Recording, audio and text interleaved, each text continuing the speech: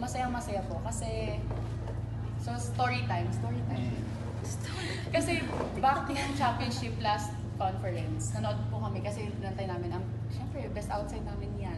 So nanood po kami ng entire game. Tapos sobrang amazed talaga ako sa Creamline. And then napatanong ako, sabi ko, paano kaya namin matatalo yung Creamline? Kasi system-wise, solid ng sistema nila, attackers, defense, passing. Even kapag nag-scout kami sa kanila, hindi ko makita paano namin sila bubutasan eh. So, I'm just so happy na dumating kami sa point na nagkaroon kami ng gelling inside the court. Talagang siguro yung familiarity, tapos with the help of our coaches, yung system na binago nila since yung loss namin against Farm Fresh, talagang nakita na, ramdam ka talaga si Coach Kung Fu. Lahat ng coaches, Kung Fu, Coach Brian, sila, Coach Yani, nag-iisip agad sila na ano yung gagawin natin kasi hindi ito pwedeng mangyari ulit. Na hanggat meron tayong kakalabanin, meron tayong chance manalo. Hindi porket nasa taas sila na yung panalo. Hindi, kaya natin itong baguhin. So ayun, nag-start sa coaches, nakita ko rin sa mga players, Chang Abby, naggawa po siya ng way paano kami magsama-sama. We had 2 days ng team bonding and I think that really helped the team to win this game. Thank you, Jen. And for Ea, nung college, medyo may reputation ka dun sa no sweep. Tapos ngayon, hindi nyo rin wala ko sinabi ko. Kaya na naman wala kang sinabi ngayon. Pero lagi na lang. like here sa PBL, hindi nyo hinayaang mag-sweep yung Creamline and the eliminations. Ano lang na-feel mo bilang parang closing on your second year din dito sa PBL? Siyempre kasi Creamline, sila yung nasa taas, kami yung nasa baba ngayon. So sabi nga ng mga coaches sa amin, mas hungry dapat kami na abutin yung taas kasi sila yung champion eh. Sila yung defending champion. And syempre, nandun talaga yung respect. Na makikita mo sa training, grabe, hindi ko na talaga ma-explain. Yeah, oo. Pero nandun talaga yung coaches to help us kung ano yung kulang sa team, kung ano yung dapat trabahuhin pa. So, kumbaga, kundi din dahil sa coaches namin, di din namin kakayanin talaga. And lahat ng strategy, lahat ng kailangan namin talaga namang sinusubo nila. That's why, thank you sa mga coaches namin, sa mga PTs, sa mga SNC. Dahil, syempre, every after training namin, naramdam din nila yung intensity ng kung ano yung ginagawa namin after. So, ayun o. Thank you. And for Ara, isa ka rin sa mga nag-lift sa charity ko dito sa game mo ko. You had 10 points in this game. How do you feel about this win? Siyempre masaya din. Sobrang saya. Ako actually personally yung mindset ko is galing kasi kami sa talo na pangit talaga yung talo. So ito yung way, kahit sinong kalaban namin, ito yung way namin para bumawi, para umangat, para iangat namin ulit yung sarili namin yun, and as a team. So yun, masaya ako kasi na nagawa namin yung mga role namin eh. Bawat isa, from yun nga, sabi na from coaches, SNC, PTs, and to all players.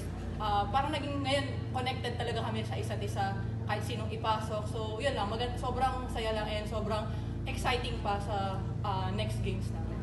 Thank you. The floor is open for questions.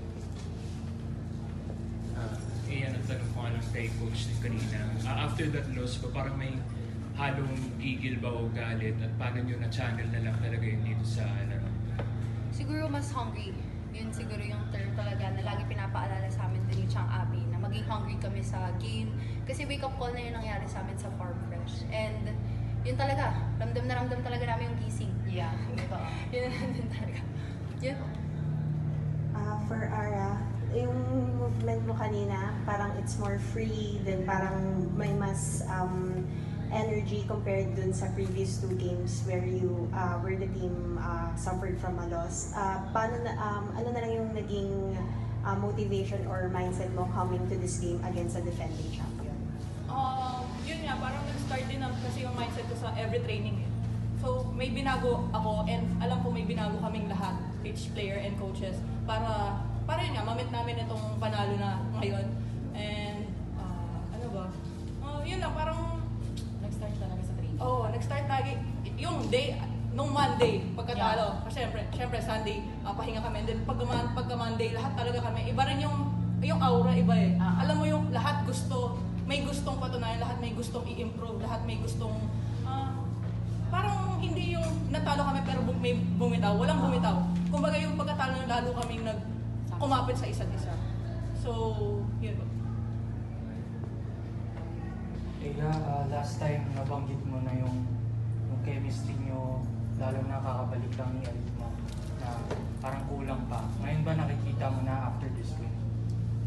Yes, of course. Kasi ang dami na lang sila Ate Alina and the MBs talaga every after training. Talagang tinatrabaho din talaga nila yan. That's why, nung sinabi ko sa'yo na kulang pa, ngayon kahit pa paano may progress na. Pero meron pang ilalabas yan sa mga susunod na laro. Siguro to recollect na lang since 2019, yung last sweep na natalo yung Creamline, and then kayo yung nakatalo ulit ng sweep ngayon, this 2024 All-Filipino Conference. Ano na lang yung thoughts niya tsaka pakiramdam na kayo yung team na naghan sa kanila ng sweep? Pag naririnig ko talaga yung sweep, parang nakikita ko na yung sarili ko din talaga sumisilip. Pero syempre, Creamline kasi respetado talaga sila na team. I mean, pag sinabing Creamline, para siyang barangay sa ibang sa PBA, di ba? So nakikita nyo naman, actually, bago mag-start yung laro, syempre, Cherry, may mga sumisigaw. Creamline, grabe yung sigaw. Tumingin ako sa buong arena. Lahat nakapink. 90% sa kanila yung 90% eh. Syempre, ako galing din ako syempre, sa college. Yeah. Yun yung i-dream mo din kasi, na sana may madami ding naka-red, di ba?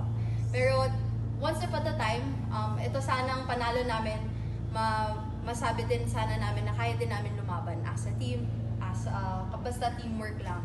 And isa naman yun sa mga dreams din namin siguro lahat na kung merong mga naka-pink, kahit paano i-achieve naman kahit kalahati next time, di ba? Pero yung mga ilan nga, siguro mga ilan namin yung supporters dun, sobrang natutuwa na ako kasi sobrang nilang fighter, di ba? And chine-cherish namin yun at sobrang na-appreciate namin yung pag-cheer nila sa amin. Kasi syempre, player kami. Yan yung hahanapin namin, yung pampagana.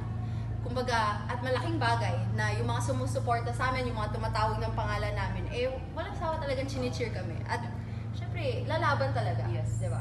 So, ayan.